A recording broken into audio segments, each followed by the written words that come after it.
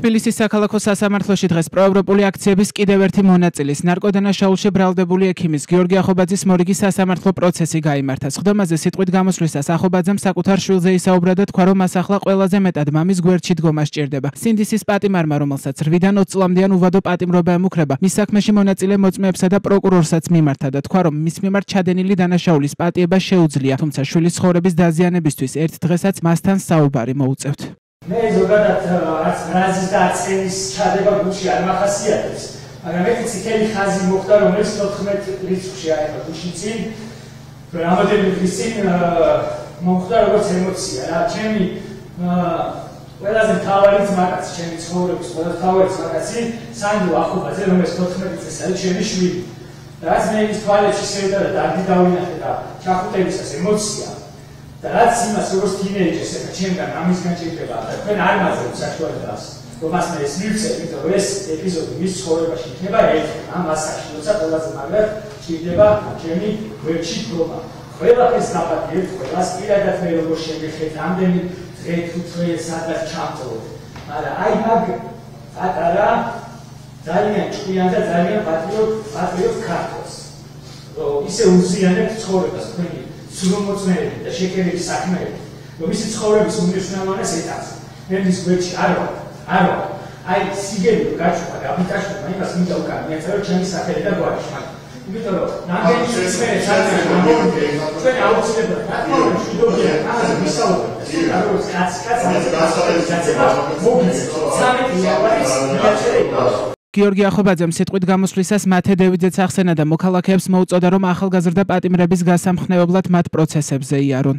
და ამოვეხმაურო მათეს და ასევე ვიდა ყველას მოგიწოდოთ ის, რაც მათი შემთხვევაში ემოცია ვნახეთ, ამ ემოციით არის მისი თაობის ეხლა ამითაც არის დაჭერილი ალბათ ყველა, იმიტომ რომ რამოდენიმე შეხება მქონდა რამდენიმე თვის მანძილზე და პერიოდულად მათ იმედრაციული მომენტები აღწევდა და ხორამ ექნება, რომ იქნებ მათი სახელები ნახოთ, რომელია მაგასაკის საცავი გადაინაცვლოთ და იქნება ეს ეთერებში და სხვაგან გამახსენებლად მათი სახელები ახსენოთ ხოლმე, იმიტომ რომ ეს ძალიან მნიშვნელოვანია, როცა შენი სახელი გესმის შენი თანამებრძოლებიდან ეკრანიდან. 10 მაისს გამართულ სასამართლო პროცესზე ახობაძემ თქვა, რომ მისთვის ნარკოტიკის ჩადების სპეცოპერაციას პოლიციელი გიორგი გურეშიძე ხელმძღვანელობდა. დღევანდელ სხდომაზე მოწმე პოლიციელი ირაკლი ნარიმანიძე დაიკითხა, რომელიც ახობაძის დაკავებაში მონაწილეობდა. დაკითხვისას სინდისის პატიმარმა ნარიმანიძეს კითხა იმყოფებოდა თუ არა თამარ მეფის გამზირზე გიორგი გურეშიძე, რაზეც მოწმე პოლიციელმა უარით უპასუხა.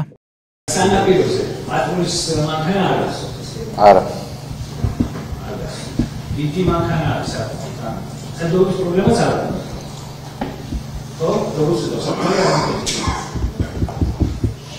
ზოგი ესეთი ამბიზი დამის პასუხი. თქვენს გარდა ვინც აკავებაში, შრეკაში, ოქმრის შევსებაში და ასე შემდეგ მონაწილეობდა, ორი ადამიანი იყო იქიზე, რომელიც ესწრებოდა ამ პრობლემას. ერთ-ერთი იყო გიორგი გურეშიძე. რა ხსოვთ ეს? არ ყოფილა. ესე გაქცევთ. ანუ ეს გახსოვთ რომ არ ყოფილა. დიახ. მანქანაში გვერდზე მიგეჟდა ეგ არ არის. კი ბატონო. იმ ღამეს, როცა გიორგი ახობაძე დააკავეს, მასთან ერთად მანქანაში მისი მეგობარი ლევან ბერიძე იმყოფებოდა. საქმის მასალების მიხედვით ბერიძის პირად შრეკასა და შემდგომ ადმინისტრაციულ დაკავებაში ირაკლი ნარიმანიძეც მონაწილეობდა, თუმცა პოლიციას პროცესი არ გადაუღია. აი. ვიდეოს გადაღების საშუალება აქვს თქვენს მობილურ ტელეფონს. კი. მაინტერესებს, როდესაც საგამოძიებო მოქმედებებში იღებთ მონაწილეობას და ხელს აწერთ, თუ კითხულობთ ხოლმე ოქმის შინაარს. კი, თქო. ამ შემთხვევაში წაიკითხეთ ალბათ ამასე. ბატონო მისალხეთ, შეიძლება რომ პირადად შრეკის ოქმი ვანახო პროცესს. ეს თუ არის თქვენი ხელმოწერა. კი. ეს არის ლევან ბერიძის პირად შრეკის მშვენიერი შეკითხია. და მაინტერესებს თუ გაეცანით აი ამ ჩანაწერს, რაც აქ წერია და გავაჟღერებ, არ გამოყენებულა ტექნიკური საშუალებების არარსებობის და ფიზიკური რესურსის არარსებობის გამო. ამ ჩანაწერს გაეცანით და დაეთანხმეთ. კი ბატონო. მაინტერესებს თქვენი შეფასება. მობილური ტელეფონი არ აქვს ტექნიკური საშუალება. კი ბატონო. კი ბატონო. ამ შემთხვევაში მაინც მოაწერეთ ხელი ოქროს, ასეა? ხმაური და სიტყვიერი დაპირისპირება იყო ახობაძის დღევანდელ პროცესზეც. თავდაპირველად მოსამართლე მიხეილ ჯინჯოლიამ დარბაზში მსხდომებს წესრიგისკენ მოუწოდა, წინააღმდეგ შემთხვევაში კი სხდომის დახურვის შესაძლებლობა არ გამორიცხა. შემდეგ სიტყვიერი დაპირისპირება პროკურორსა და გიორგი ახობაძეს შორის მოწმე პოლიციელის დაკითხვის დროს მოხდა. ან თქვენ ვიხედით ლევანში მდგომარეობაში იჯდა წარმოუდგენლად როგორც პოლიციელები ხო ესეა? კი ბატონო. რამე ესეთი წინააღმდეგობა მაგას გამიწია? მაგ დროს არა. არა. ესე იგი მისი მანქანა გადმოყვანას კარი გააგეთ და ესე გაიცანეთ, ხო? კი ბატონო, გადმოვიყვანეთ და ესე გავიცანეთ. გადმოვიყვანეთ. ესე იგი თქვენ გადმოვიყვანეთ მანქანაში იჯდა თან თქვენ ეფექტურ კონტროლს ახორციელებით როგორც ვიზუალურს, ასე ფიზიკურს, როცა სკანზე იჯდა მანქანაში, ასეა? მაშინ როგორ რა ვიზუალი? მანქანაში არის კამერა, ესე გზავრების ვიცი, მე ლევანი ხო სკანზე იჯდა. კატაში უნდა ჩამესვა თუ როგორ უნდა დამდგარიყავ იმასთან ერთად. გადმოვიყვანეთ, ხელები დაუკავეთ, რომ არაფერი გადაეგდო, მე მოვუყევდი ეს ყველაფერი ქრონოლოგიურად, როგორი. ეს სხვა რაღაცას მეუბნება. აბა რას მეუბნება? თქვენმა თანამშრომელმა მასურაშვილმა. ე. და ესეთი რამე. პრისპირასო ვიდექითო. მაღალი დისკი იყო რომ პაში რამე გადაეგდო. ეგ დისკიც იყო ხო რა თქმა უნდა.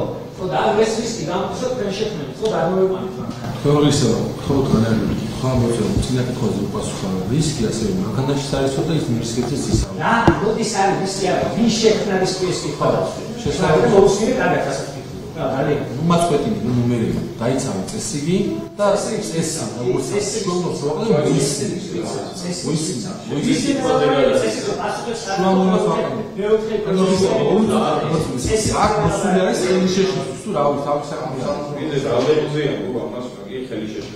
ხეს მიშლის ხო ფაქტია რა შრომობს